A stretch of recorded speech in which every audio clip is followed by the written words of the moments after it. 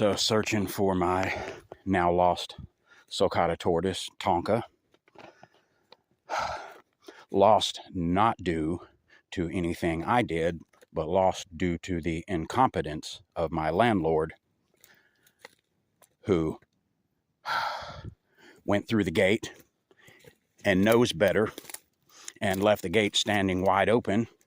So now he's back here in this pasture somewhere. Hopefully, maybe he's still contained in this pasture. What I'm doing is checking the perimeter, checking for any spots he may have squeezed through. So now, like along here, I'm basically having a look for tortoise prints, fresh disturbed dirt. It doesn't look like he's been through here yet.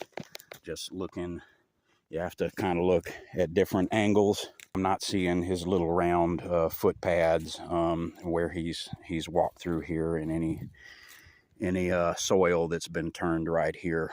Because you know the wind has blown the dust over. You can, if you know what you're looking at, you can tell if the soil is you know, freshly imprinted or not, or like in this case, wind has kind of blown the tops over like the cattle footprints. There's another gate through here I have to go check. This is the thing with reptiles. My normal advice for people: when you lose a reptile, experience shows with like an iguana, a bearded dragon, snakes, most other reptiles, their instinct is to, when they escape and they're out in an unfamiliar environment, if they get out into your yard or out of your yard, out of their enclosures,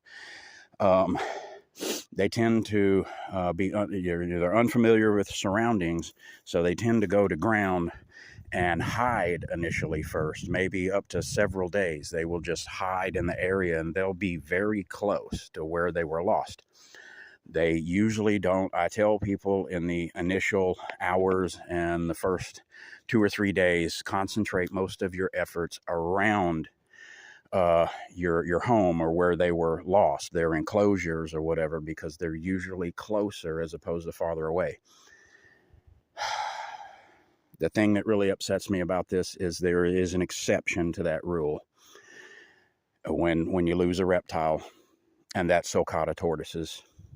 Sulcata tortoises are the ones, everybody thinks tortoises are slow, they don't make much ground, whatever. That's not true for a sulcata.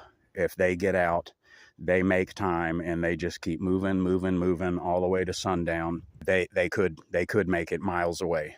That's how so many of them get lost so easily. A couple of hours in, I've circled back, searched the same area that I had already searched twice, and Tonka had doubled back. And here he is. I found him. But if he'd tried hard enough, there's gaps under there. He could have pushed through. I'm so glad I found him.